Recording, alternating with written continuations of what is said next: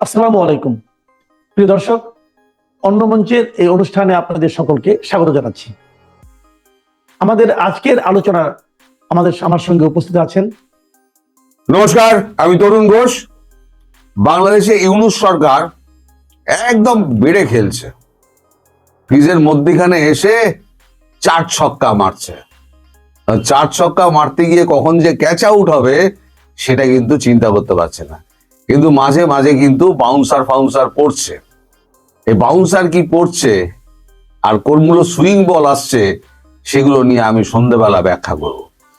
কিন্তু গতকালকে আমাদের বাংলাদেশে যে ভারতের রাষ্ট্রদূত, হাই কমিশনার, রাষ্ট্রদূত বলবো না, হাই কমিশনার। আচ্ছা, অনেকে আমাকে প্রশ্ন করেন হাই কমিশনার এবং হাই কমিশন এবং এমবেসির মধ্যে তফাৎটা কি। দেখুন, আমি তফাৎটা আপনাদের একটু পরিষ্কার করে দিই। সেটা হচ্ছে, ইংরেজ শাসিত যে সমস্ত দেশগুলো ছিল সেই দেশগুলো যখন স্বাধীনতা পায় তারা সব হাই কমিশন বলে নিজেদেরকে, আর যেগুলো ব্রিটিশ আধিপত্যের বাইরে ছিল সেগুলো হচ্ছে এমবেসি।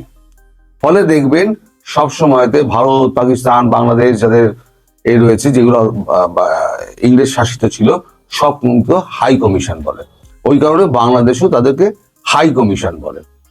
তো এই হাই কমিশনার আমাদের যিনি আছেন এখন, প্রণয় ভার্মা, তাকে ডেকে এখন একটা প্রতিবাদ জানিয়েছে যে শেখ হাসিনা ভারতবর্ষে বসে উস্কানিমূলক মন্তব্য করছেন, তাতে বাংলাদেশ একটুখানি অস্থির হচ্ছে।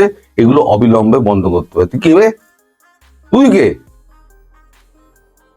উড়ে এসে জুড়ে বসেছিস তোরা, একটা অবৈধ সরকার।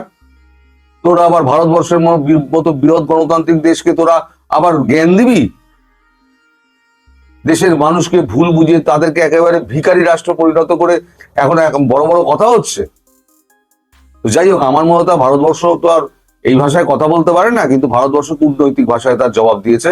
আমাদের এখানে কাগজ যেটা বেরিয়েছে, হাসিনাকে নিয়ে ঢাকার অভিযোগ ওড়ালো দিল্লি। কি লিখেছে আমি আপনাদের, এতে তো লজ্জা শরম নেই। কূটনীতির ভাষাও বোঝে না, কূটনীতিতে জুতো মারা যায় সেটাও বোঝে না। তো সেটা যেটা লেখা হয়েছে, নয়াদিল্লি ও ঢাকা, 14 ডিসেম্বর। আওয়ামী লীগ নেত্রী তথা বাংলাদেশের প্রাক্তন প্রধানমন্ত্রী শেখ হাসিনা ভারতে বসে উস্কানিমূলক মন্তব্য করছেন, আজ অভিযোগ করেছেন বাংলাদেশের বিদেশ মন্ত্রক।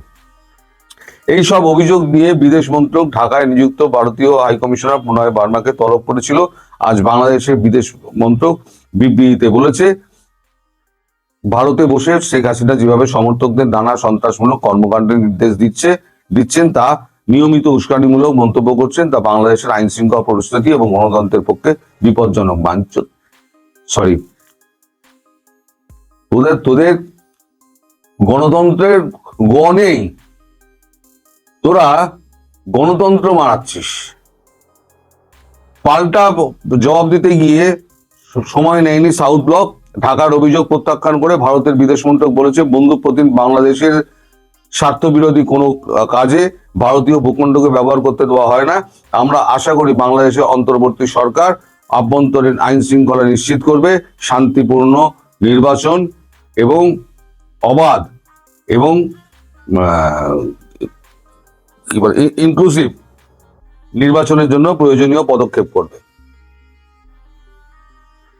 এখন এই যে কূটনৈতিক ভাষায় যে পরিষ্কার জবাবটা যেটা দেওয়া হয়েছে, 4 লাইনের জবাব হলো, এটা কিন্তু 40 লাইনের কথা বলে যে তোমরা আগে নিজেদের গণতন্ত্র ফেরাও, শান্তিমূলক অন্তর্ভুক্তিমূলক আগে নির্বাচনের ব্যবস্থা করো, দিয়ে বিদেয় হও, তারপর ভারতবর্ষ বুঝে নেবে। আর আমি দিল্লি ঘুরে এসে আমি যা বুঝলাম, তাতে শেখ হাসিনা হচ্ছে ভারতের ট্রাম্প কার্ড। এই ট্রাম্প কার্ড দিয়ে কিন্তু ভারতবর্ষ খেলছে। সারা পৃথিবীকে একত্র করে এখনো কিছুই দেখেননি। এই যে বাউন্সার 2-4টে ইনসুইং আউটসুইং দেখছেন না, এটা এমন কিছু নয়।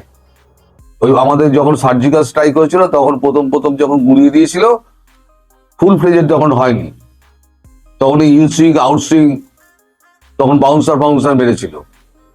এইবার যখন দেখবেন, আমি বিকেলে বলবো যে কখন কখন আপনার ওখানে পিনাকাগুলো পড়বে, আকাশগুলো পড়বে, তখন দেখবেন ত্রাহি মধুসূদন রাও উঠে গেছে। আসলে আপনারা বাংলাদেশের মানুষকে সমস্ত আপনারা ভুলভাল বুঝিয়ে রাখেন। এই যে আমার ভিডিও তলায় যারা দেখবেন, যারা একদম উল্টো পাল্টা কমেন্ট করে থাকেন, তারা হচ্ছে এই সরকারের অংশ। তারা এই সত্যিগুলোকে চাপার জন্য তারা কখনো গুজববাজ, কখনো ঢপবাজ, কখনো মিথ্যেবাদী, কখনো চাপাবাজ, এই সমস্ত তকমা দিয়ে রেখে দেয়। আসলে এদের কাজ হচ্ছে যে সত্যি কথাটা আছে সেই সত্যি কথাটাকে ঢেকে রেখে দাও। এরা হচ্ছে এই অবৈধ সরকারের অংশ, এদেরকে চিনে রেখে দিন। এই অবৈধ সরকারকে যখন উৎখাত করা হবে, এদের তখন যেন নামও নিশান দেশে না থাকে, এর দেশ থেকে তাড়িয়ে দিন। আমি বলছি না মারধর করুন, দেশ থেকে তাড়িয়ে দিন, বিতাড়িত করুন। এরা থাকলে ভারতবর্ষ, বাংলাদেশ কোনো দিন সুস্থির হবে না, বাংলাদেশের উন্নতি হবে না, বাংলাদেশ একটা সুশৃঙ্খল রাষ্ট্রে পরিণত হবে না, এবং বাংলাদেশের মানুষের দেশপ্রেম গড়ে উঠবে না। এরা দেশপ্রেম গড়ে উঠতে দেবে না। এরা সব ইউনুস সরকারপন্থী, এবং সমস্ত চ্যানেলে গিয়ে আমি দেখি তো, প্রত্যেকটা চ্যানেলে এই একই দেখি, ওই এবিসিডি, তারপরে XYZ, হ্যান ত্যান, এই সমস্ত নাম দিয়ে কেউ করবে না, নাম দিয়ে কেউ করে না, আর দিলেও হিন্দু নাম ব্যবহার করে। এরা এত বড় বদমাইশ এবং এত বড় ভীতু যে নিজেদের নামটাটুকু বলতে ভয় পায়। তো হারামজাদা, তোরা কি করবি? ভারতবর্ষের মতো একটা বৃহৎ দেশকে তোরা ওই শুধু চাপাবাজ আর ঢপবাজ বলে তোরা আটকে রাখতে পারবি? যেদিনকে চাপাবাজ ঢপবাজ যাদেরকে বলছিস, তারা যেদিনকে সত্য প্রমাণিত হয়ে যাবে, সেদিনকে তোদের অস্তিত্ব থাকবে না, অস্তিত্ব থাকবে না। আর সেটা খুব বেশি দূরে নয়। এই যে মধ্যিখানে আংলিবাজি করে যাচ্ছে না ইউনুস সরকার, আর আপনারা এই আংলিবাজির জবাবটাকে খুব শিগগির পাবেন। মানুষের সহ্য করার ক্ষমতা তো খুব অনেক অসীম নয়। ভারত একটা টাইম অবধি সহ্য করেছে, এখনো কিছুটা হলেও সহ্য করছে। এর মধ্যে টাকা পয়সা যা দিচ্ছেন তার মধ্যে কিছুটা চাল ডাল আপনার কাছে যাচ্ছে।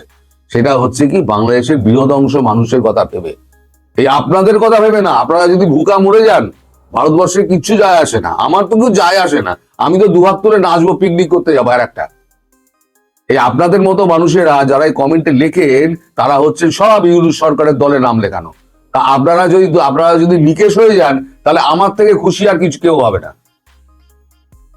আপনাদের সময় আসছে খুব শিগগির, আমি সেটা বিকেলবেলাতে বলবো। তবে এই যে বেড়ে খেলার, ইউনুসের বেড়ে খেলার যে আমি এটা দেখছি, প্রবণতা দেখছি, সে বেড়ে খেলা কিন্তু শেষ হয়ে যাবে।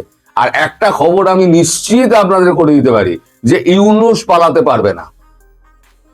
এদিক ওদিক ফাঁক ফোকর দিয়ে কেউ হয়তো পালিয়ে টালিয়ে গেল, কিন্তু ইউনুসকে কোনো ছাড় দেওয়া হবে না, এটা আমি আপনাদেরকে নিশ্চিত করছি। আমি দিল্লি 3 দিন ঘুরে এসে বিভিন্ন দপ্তরে আমি ঘুরে যা খবরটা পেয়েছি, যা ইঙ্গিতটা পেয়েছি, ইউনুস ছাড় পাবে না। ইউনুসের মতো একটা আন্তর্জাতিক অপরাধী, তাকে ভারতবর্ষ কখনো ছেড়ে দেবে না। তাকে শেখ হাসিনার হাতে তুলে দেওয়া হবে। তিনি প্রধানমন্ত্রী হিসেবেই ফিরবেন। ফিরে তিনি ওই নির্বাচনে যাওয়ার আগে তিনি একটা লম্বা একটা কেস ফাইল তৈরি করে ওনার বিরুদ্ধে যত মামলা আছে, ইনক্লুডিং 666 কোটি টাকা যেটা উনি মুকুব করিয়েছেন, সেগুলো, যত মানব পাচার থেকে আরম্ভ করে যত সমস্ত উনি লাইসেন্স করিয়েছেন, সেগুলো, ওনার যত টাকা আছে সমস্ত বাজেয়াপ্ত হয়ে যাবে, সমস্ত বাজেয়াপ্ত হয়ে যাবে। আর একটা কথা জেনে রাখুন ইউনুস, আপনি যেমন 32 নম্বর আপনি ভেঙেছিলেন না, আপনার গ্রামীণ ব্যাংকের একটা ইটও থাকবে না। যত বিল্ডিং আছে সারা বাংলাদেশে একটা ইটও থাকবে না আপনার, এটাও আপনি জেনে রেখে দিন। আপনি খালি হাতে এসেছিলেন, ল্যাংটো হয়ে এসেছিলেন, ওই ল্যাংটো হয়ে যাবেন।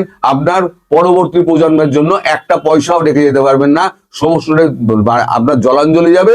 আর যেটুকু সুনাম কুড়িয়েছিলেন, ওই সুনামটুকু দুর্নামে পরিণত করে আপনি পৃথিবী থেকে বিদায় নেবেন, এটা নিশ্চিত। আর আপনার মৃত্যু হবে অত্যন্ত করুণ, এবং একেবারে কঠোরতম করুন। আমার কথা আজকে লিখে রেখে দিন, এই কথা যদি আপনার কাছে পৌঁছায়, আপনি লিখে রেখে দিন, আপনার মৃত্যু ঘনিয়ে আসছে, এবং সেটা করুণতম পরিণতির ভিত্তিতে।